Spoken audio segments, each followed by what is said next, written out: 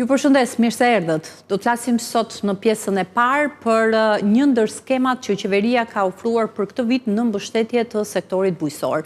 Bëhet fjalë për kredite buta, pra përkundrejt një interesi jo më shumë se 2% dhe që mbulohet në saj të garancisë sovrane që është vendosur në dispozicion pra nga ana e buxhetit të shtetit, një fond në vlerën e rreth $30 milion.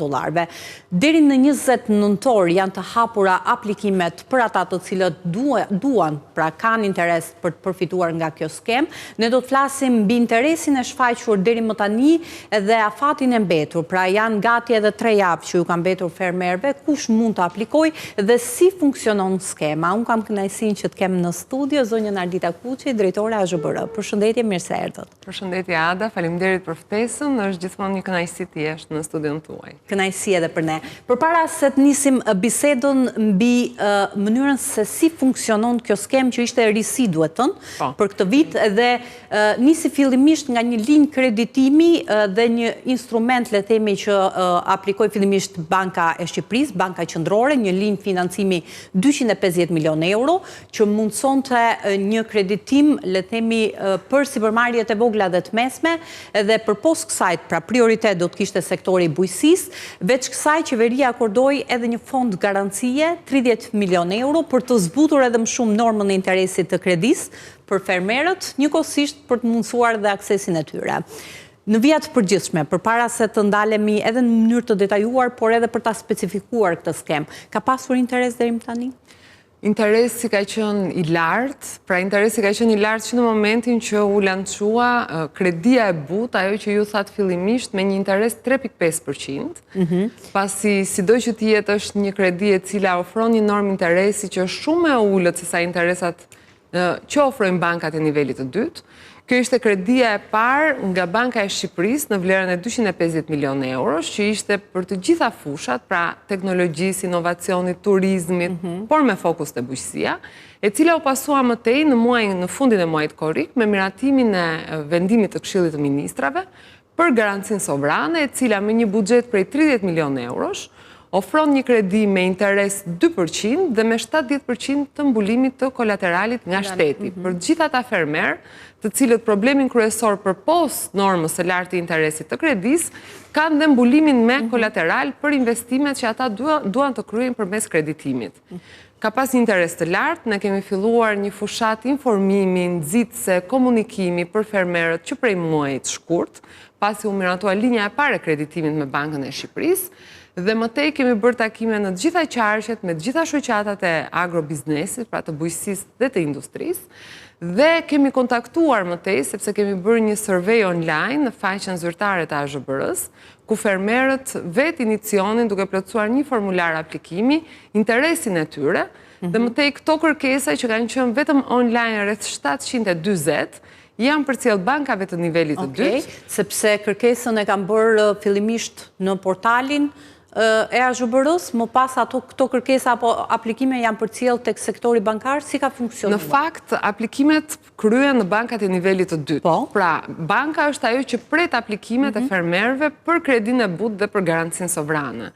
Por për t'i dhënë një ndihmë bankave, por gjithashtu dhe fermerëve për t'i mundësuar një komunikim ndërmjetësim me bankat, përpos rolit që AZHBR ka në këtë proces si monitorues dhe marrëse raportimeve nga bankat, bëm një survey online duke vendosur një formular për gjitha palët, fermerët, subjektet e interesuar për të marrë kredi. Kjo u shpërnda në gjitha qarqet dhe më tej ju transmetua bankave të nivelit të dytë dhe u pasua me një fushat të dytë komunikimi, informimi me fermerët, të cilët ishin potencialisht të interesuar, sepse jo të gjitha ata që plotësonin këtë formular apo të gjitha ata që janë kontaktuar, ishin të gatshëm të shkonin në bankat e nivelit të dytë për të marrë një kredi.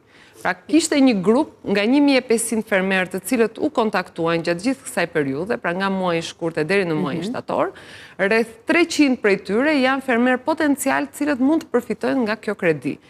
Në fakt është një proces i cili ndonjëherë kërkon dhe kohë, sepse po ka edhe një lloj edhe stigme, por edhe pasigurie, edhe skepticizmi, le themi, në radhët e tyre për faktin që e konsiderojnë kredin një instrument jo ndihme, por një instrument të cilin nuk do të kenë mundësi që ta shlyen në momentin që duhet fillojnë të paguajnë këstet.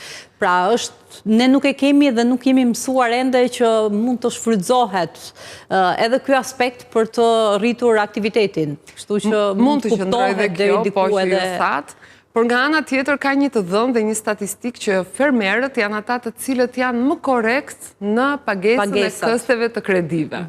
Pra kjo është një dhënë e marrë. Kjo i bën që të mendohen dy herë. Kjo i bën që ata të mendohen mirë, që të ndërmarrin një hap për të marrë një kredi e cila ofron për secilin subjekt, pra fermer apo dhe subjekt të regjistruar në qendrën kombëtare të biznesit, sepse kjo kredi ofrohet edhe për fermerët e pajisur me NIPS fermeri, pra është një lehtësi shumë e madhe.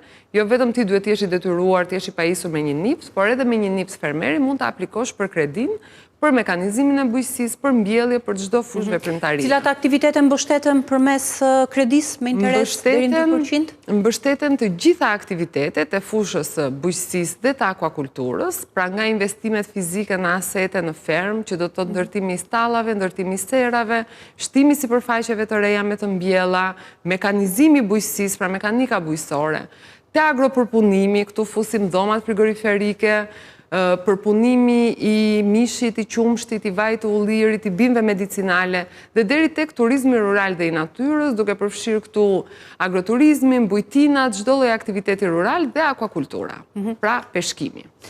Zonja Kuçi, nga interesi i shfaqur, por edhe nga, le të themi, predispozita dhe potenciali që nga 1500 aplikime, kërkesa që janë siguruar, le themi, apo janë depozituar nga shkurti deri më tani, ku janë të orientuara kryesisht? Pra, çfarë tipologjie?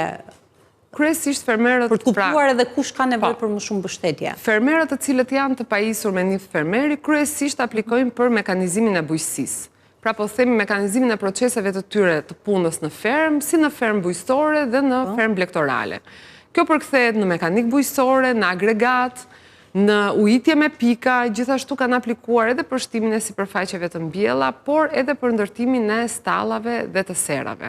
Nga ana tjetër, ka aplikime të shumta në bankat e nivelit të dytë që janë për linja, për mekanizim, për agropërpunim. Kryesisht ka për linjat e verës, pra nga kantinat e verave, kantinat ekzistuese, por edhe të vajit të ullirit dhe të agropërpunimit në fushat të mishit edhe të qumshtit.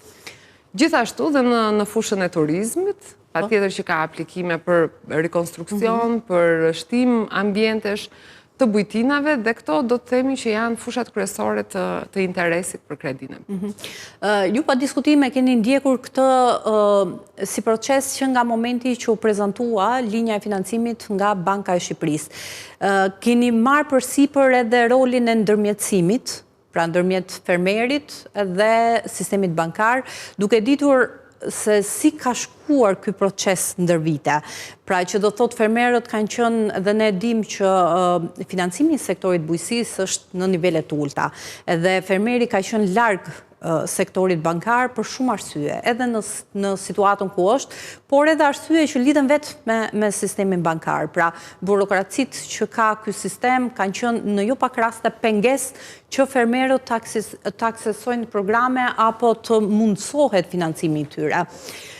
Nga kontaktet që keni pasur për gjatë kësaj periude dhe duke qenë se keni shërbyer si ndërmjetësues, çfarë kanë evidentuar fermerët si një problem, le themi, që aty ose më saktë kanë hasur edhe kanë kërkuar që të adresohet në këtë proces, edhe që pa diskutim keni ndërhyrë për ta neutralizuar? Atëherë, një nga problematikat kyçe, le të themi, për fermerët është ajo që thamë që në kryet e herës, në fillim të emisionit, është mundësimi i sigurimi i kolateralit. Çfarë do të thotë? Edhe pse shteti mbulon në 70% të kredis me një garanci sovrane kolateralin, ka jo pak raste të fermerëve të cilët nuk mundësojnë dot vendosjen në një kolaterali për pjesën e mbetur në bankën e nivelit të dytë, pra për atë 30% që të mbetur. Kjo ndodh për arsye të shumta, sepse janë fermerë të cilët kanë investuar ose janë kredimarës ndër vite dhe le të themi ato kolaterale të cilat ata i kanë të mundshme për t'i vendosur kolateral, ato i kanë të zëna tashmë. Këta fermerë kërkojnë që të vendosin pajisjet që mund të kenë në objektet e tyre, pra pajisjet e përpunimit, si kolateral, por kjo gjë është e pamundur sepse banka nuk mund të marrë pajisje për të vendosur kolateral sepse amortizohen.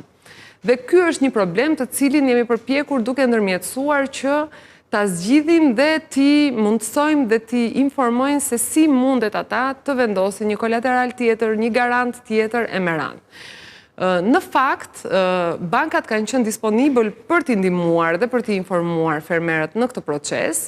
Lindi pak si proces me vështirësi, por nga ana tjetër tashmë e kemi kapërcyer dhe jemi në marrëdhënie shumë të mirë trepalshe, fermer, bank dhe AZBR. Por gjithsesi duhet të kemi parasysh që fermeri është i lidhur shumë me aktivitetin e tij. Çka do të thotë që për fermerin një lëvizje nga vendi i tij i aktivitetit, pra nga fusha, ku ka të mbjella, apo nga sera, apo nga një aktivitet, nga stalla, do të thotë humbje kohe. Dhe fermerët e kanë pak problem që të shkëputen nga aktiviteti nga aktiviteti tyre ditor për të shkuar në bank, për të ulur atje përballë me një oficer kredie dhe për të dorëzuar një dokumentacion që ata i kërkojnë. Dokumentacioni ka qenë i thjeshtuar dhe pjesa e dosjes që duhet të dorëzojnë pranë bankave për të përfituar. Ka pasur, le të themi, lehtësira në mënyrë që të mos ju vështirësohet puna në këtë drejtim? Ka patur lehtësira, sepse bankat janë treguar fleksibël në proces, gjithsesi ajo është një procedurë kreditimi si një kredi normale, ku banka i kërkon një sër dokumentacioni, por e thjeshtuar në pjesën e kolateralit, pra besoj se kjo i jep goxha liri, dhe kërkohen ato dokumentat të cilat janë të një standardi të vendosur nga secila nga bankat, por edhe nga vendimi i Këshillit të Ministrave, ku është formulari i aplikimit, për shembull, plani i qartë i investimit, një vetdeklarim mbi qëllimin e kreditimit, një vërtetim që nuk kanë detyrime të pashlyera tatimore, ky është një vërtetim i thjeshtë i cili merret online nëpërmjet e-Albanias, një deklarim që nuk janë të dënuar, të mos ketë një historik negativ si kredimarës që këtë banka e disponon si informacion, sepse është në të gjitha bankat e nivelit të dytë, dhe disa kriteri financiare ligjore, pra që janë këto të pjesës së 30% të kolateralit. Më vjen mirë që e përmendët, penalizohen ata të cilët janë pjesë e listës së zezë, që do thotë nuk kanë shkryer detyrimet, nuk mund të jenë pjesë e kësaj skeme? Ata nuk mund të jenë pjesë e skemës, sepse bankat sigurisht si në një proces kreditimi normal, kanë pjesën e riskut, pra të vlerësimit të riskut të kredis, dhe një nga kriteret e vlerësimit të riskut është edhe të qenit kredimarës jo i mirë, pra një kredimarës që nuk ka shlyer kredin e tij të mëparshme në secilën nga bankat e nivelit të dytë. Ndërkohë, në 20 nëntor përfundon afati për të aplikuar pranë bankave edhe për të përfituar nga kjo lehtësi që ju jep mundësi fermerëve që të marrin një kredi me interes 2%. Sepse interesi është fiks, është i pandryshueshëm. Është i pandryshueshëm. Edhe gati 3 javë kohë ju kanë mbetur. Sa e rëndësishme është që të shfrytëzohet kjo periudhë për të aplikuar? Është shumë e rëndësishme të shfrytëzohet nga fermerët, sepse siç historia jonë e tregon, gjithmonë ne lëm aplikimin për momentin e fundit. Por ky nuk është një rast aplikimi si aplikimet që fermerët mund të kryejnë në skemën direkte apo në skemën kombëtare të investimeve, ku mëtej vijon një proces i plotësimit të dokumentacionit dhe të dosjes. Në datën 20 nëntor është data e fundit ku bankat e nivelit të dytë presin aplikimet për kredin e butë me garanci sovrane, pasi është e përcaktuar në vendimin e Këshillit të Ministrave që disbursimet duhet të kryen deri në 20 dhjetor. Për këtë arsye, banka rezervon një afat prej 1 mujor nga momenti i aplikimit e deri në disbursimin e kredis për secilin nga fermerët. E kemi kuptuar që është shtuar shumë interesi muajin e fundit, sepse ndoshta është ajo që tham, një histori e panjohur. Pra gjithmonë ne do ta lëm aplikimin për momentin e fundit, pra thirrja ime për fermerët është që të nxitojnë, të përfitojnë dhe të shfrytëzojnë këto 3 javë kohë që kanë ngelur. Nuk ka si për rivendosjen afat? Apo fakti që banka ka nevojë që nga njëra anë, banka ka nevojë që të kryej procesin e saj administrativ të shqyrtimit, nga ana tjetër duhet të kryej disbursimi i kredis dhe flasim për një vit buxhetor. Pra viti buxhetor është deri në datën 31 dhjetor, çka do të thotë që kjo garanci e ofruar nëpërmjet buxhetit të shtetit, sepse është një skem nga buxheti i shtetit, do të përfundojë në datën 31 dhjetor. Për këtë arsye janë të vendosura këto afate. E fundit sa i takon skemës pra kredi së butë me garanci sovrane, ka, le themi, një tavan, një prag për nivelin e financimit? Po, ka një tavan, një prag i cili është 250.000 euro për subjekt, pra çdo fermer apo subjekt mund të aplikojë për kredin e butë dhe maksimumi financimit që ai do të marrë do të jetë 250.000 euro dhe vlen të theksojmë dhe diçka tjetër përveç normës së interesit dhe përveç mbulimit të kolateralit, kredia ofrohet me periudhë 1 vjeçare grace, që do të thotë për një periudhë 1 vjeçare subjektet nuk do të paguajnë për këtë kredi të marrë.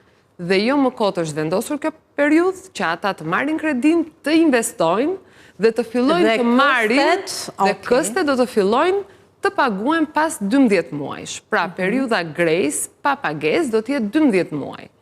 Në këtë mënyrë, një fermer, një subjekt... Pra, që është pjesë e kësaj skeme brenda këtij viti, shlyerja apo pagesa e kësteve nuk do të nisë në 2026, por do të nisë në 2027. Po. Korrekt.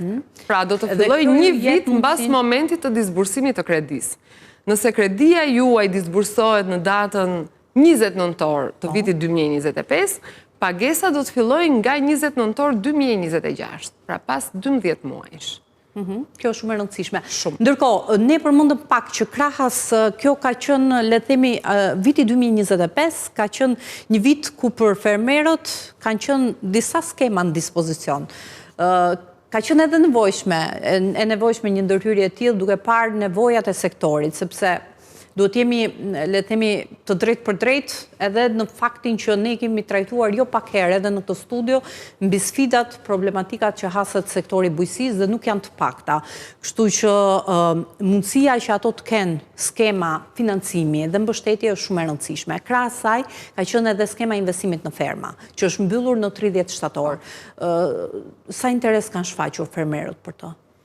Interesi këtij viti në skemën mbështetëse për investimet në ferma ka qenë dyfishi interesit të vitit të shkuar. Sepse ka nisur në fund të 2024. Pra, nëse ne në vitin 2024 me skemën e investimeve morëm 404 aplikime, në vitin 2025, në datën 30 shtator kur skema u mbyll, kemi marrë 801 aplikime. Pra, 801 aplikime për 9 masa mbështetëse, ndërkohë që vjet kemi pasur 5 masa, këtë vit shtuam dhe 4 masa të tjera. Pra mbjelljet, ujitjen me pika, agroturizmin dhe mekanizimin e bujqësisë në kuptimin e përpunimit. Pra, linjat e përpunimit në verë, në vaj ulliri dhe në fruta. Këto kanë qenë 4 masa të shtuara. Janë shtuar rishtazi. Rishtazi këtë vit, plus 5 masave ekzistuese të vitit të shkuar. Marrja e 801 aplikimeve... Ka pasur konfuzion dhe ne përpara se të futeshim live, unë pyeta jo pa qëllim për të kuptuar nëse kishim të bënim me të njëjtën skemë, sepse edhe në rastin e skemës së investimit në fermave, në ferm përcaktohet që mund të përfitojnë deri në 50% të shpenzimeve në formë granti, edhe pjesa tjetër mund të përfitohet si kredi. Pra pjesa tjetër e shpenzimeve si kredi. Çka do të thotë kjo? Pra, se jemi në të njëjtat... Gjithmonë duhet të kuptojmë që skema e kreditimit në bujqësi është një skemë e cila duhet ecë paralelisht me skemën e investimeve me grant. Sepse një fermer apo një subjekt mund të aplikojë për, le të themi, agroturizmin, për masën e agroturizmit, dhe aty ne paguajmë 50% të vlerës së faturave tatimore, por jo më shumë se 15 milion lek të rinj për subjekt. Pra, 15 milion lek të mbetur, subjekti duhet i vendos nga financat e veta.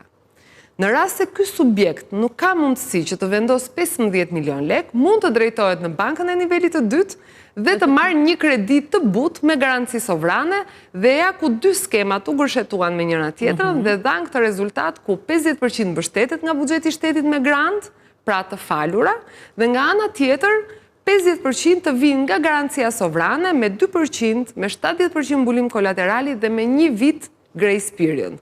Pra, le të themi që ky ka qenë viti pra, kjo ka qenë një skeme paket e gërshetuar Prandaj dhe interesi ka qenë i lartë, sepse t'jep mundësin që 50% të shpenzimeve t'i përfitosh në formë granti, që do thot nuk thënë asgjë mbrapsht, dhe pjesën tjetër ta mundësosh përmes një kredie që interesat e cilës janë 2%. Janë shumë të favorshme. Janë të favorshme dhe shteti që është garantor, le themi, për që mbulon pjesën e kolateralit në 70%. Po, e drejtë. Pra le të themi që ky ka qenë viti i financimit në bujqësi dhe i gërshetimit të këtyre skemave që ofron fermerëve një mundësi të shkëlqyer financimi atyre fermerë të cilët kanë një plan investimi, pra kanë një projekt investimi. Se jo të gjithë dhe jo çdo fermer i cili shikon një mundësi financimi ku shteti jep mundësinë me grant dhe me kredi mundet ta aksesojë atë. Pra le të themi që fermerët duhet të kenë një plan të detajuar për biznesin e tyre, për fermën e tyre, dhe nëse këtë plan që ata kanë e gërshetojnë me këto mundësi financimi, atëherë kjo është një mundësi e shkëlqyer që u vjen në ndihmë.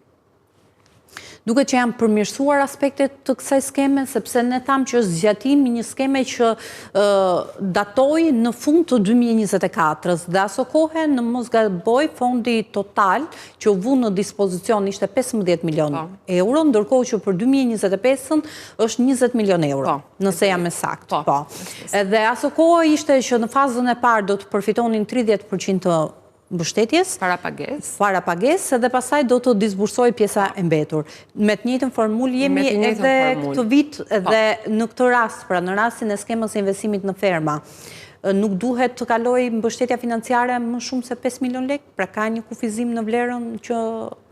Mbështetja financiare për secilën masë është e ndryshme. Pra le të themi, për masën e stallës është 15 milion lek për subjekt. Për masën e agroturizmit është 15 milion lek. Për masën e mbjelljeve ka një masë mbështetëse ndryshe, në varësi të sipërfaqes dhe të hektarëve.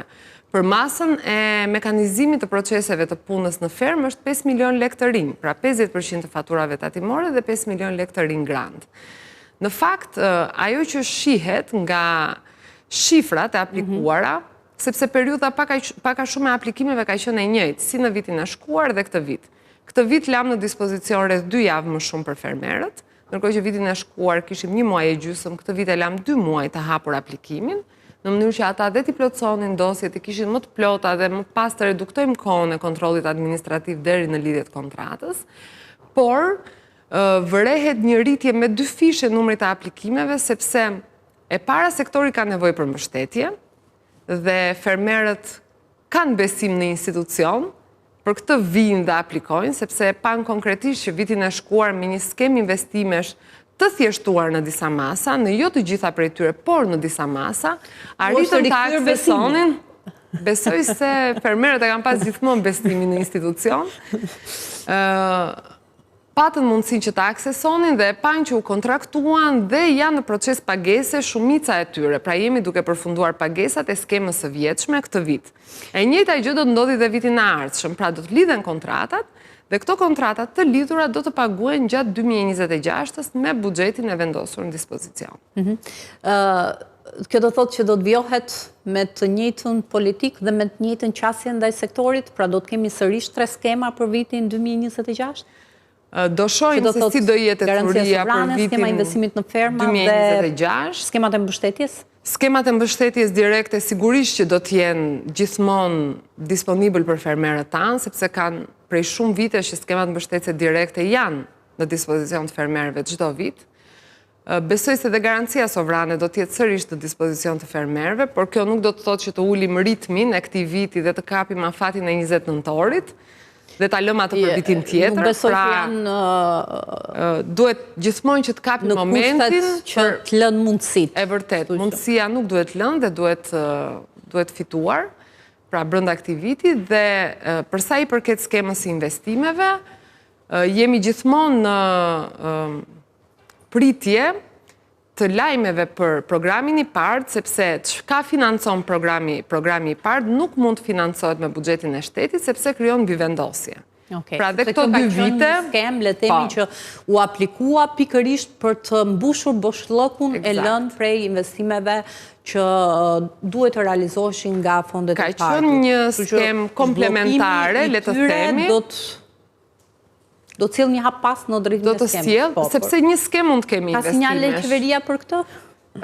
Për këtë jemi në një fazë përmbyllëse të diskutimeve me Komisionin Evropian, dhe në momentin e parë që do të kemi një lajm pozitiv, sigurisht që do të ndajmë për të gjithë.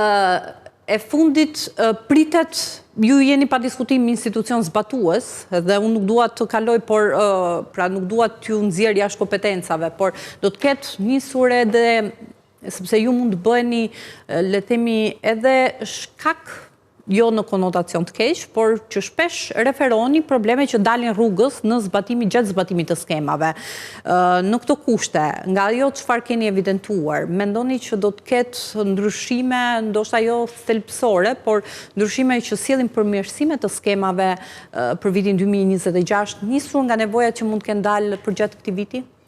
Jo vetëm nisur nga nevojat që mund të dalin vit pas viti, sepse kryet një analizë e thelluar e secilës nga masave mbështetëse dhe ne shohim riskjet në secilën nga skemat, por qeveria shqiptare në rrugën e negocimit për antarësimin Bashkimin Evropian, në kapitullin 11 që i përket bujqësisë dhe zhvillimit rural, ka vendosur në pozicionin e saj negociues me Bashkimin Evropian që do të filloj për afrimin nga viti 2026 i skemave tona mbështetëse me ato të Bashkimit Evropian, pra të politikës së përbashkët bujqësore, që është KAP në gjuhën e Bashkimit Evropian. Çka do të thotë që ne kemi ngritur një grup të përbashkët pune ndërmjet Ministrisë së Bujqësisë dhe Ministrisë së Financave për rishikimin e skemave mbështetëse direkte, dhe në momentin e parë që do të kemi një risi apo që do të flitet me grupet e interesit për të rishikuar skemat në frymën e skemave të Bashkimit Evropian, sigurisht që do të jemi në studio dhe do t'i komunikojmë sërish. Edhe publikut, mirë. Ata që kanë përfituar nga një mas, nga një skem, kanë të drejtë të aplikojnë për një skem tjetër? Skema e vitit 2025 e investimeve ishte një skem e hapur, pra aty lejoj mundësia që fermerët apo subjektet të aplikonin në më shumë se një mas mbështetëse, që do të thotë ata mund të gërshetonin investimet e tyre, pra një fermer i cili bën një mbjellje të re, vendos sistemin e ujitjes me pika, vendos rjetën anti-breshër, por merr dhe një mekanik bujqësore. Pra fermerët kanë patur mundësinë që të aplikojnë në më shumë se një mas mbështetëse, dhe rreth 50 e këtyre aplikimeve janë më shumë se në një mas, pra janë në 2 masa, dhe disa aplikime janë edhe në 3 masa mbështetëse. E qartë. Mirë, zonja Kuci, unë falenderoj, kënaqësi që u kisha. Faleminderit. Faleminderit shumë Ada. Faleminderit. Pak publicitet, rikthehemi sërish në studio për të folur për një tjetër temë, po kaq interesante siç është kultivimi i farave autoktone. Publicitet, rikthehemi sërish.